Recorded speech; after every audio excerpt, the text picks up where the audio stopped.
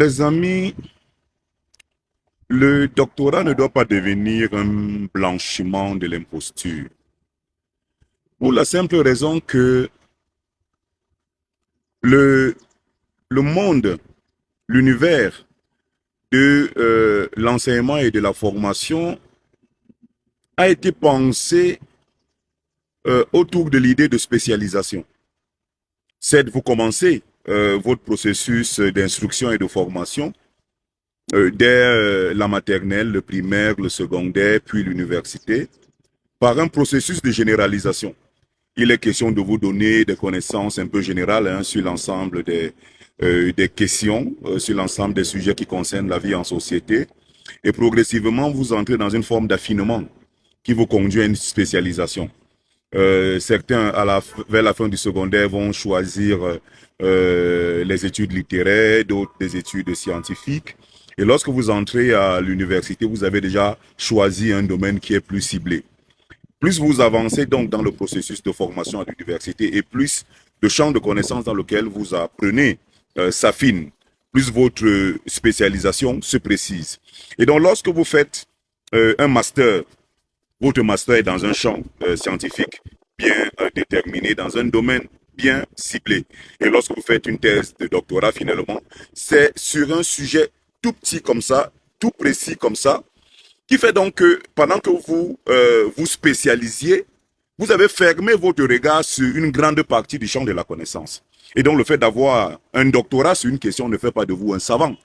Il fait simplement de vous quelqu'un qui a une expertise sur une toute petite question précise. Vous êtes par exemple un économiste, vous avez fait une thèse sur une petite question statistique. Cela ne fait pas de vous le grand expert de toutes les techniques quantitatives. Vous êtes spécialiste de cette petite question que vous avez adressée. Vous avez fait votre thèse sur le droit des investissements. Vous n'êtes pas spécialiste de tout le droit. Vous n'êtes même pas spécialiste de l'ensemble du droit public, ni de l'ensemble du droit international, encore moins de l'ensemble du droit international économique. Vous voyez donc comment est-ce que vous vous êtes spécialisé.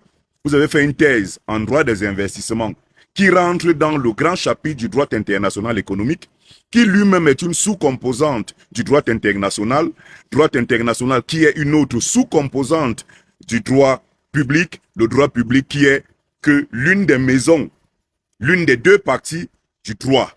Et donc la spécialisation ne fait pas de vous un savant, vous devez donc être très humble.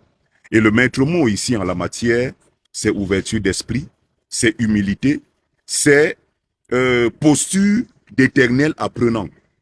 Vous devez donc comprendre que lorsque vous vous exprimez, vous devez prendre un certain nombre de mesures. Vous devez être prudent. Lorsque vous abordez une question, en prenant toujours des garanties pour dire que c'est un point de vue que vous émettez. Parce que votre langage en tant qu'universitaire rentre dans la catégorie des discours qu'on appelle un métadiscours. Il n'est pas un discours objet, c'est-à-dire ce n'est pas un discours qui est prescriptif.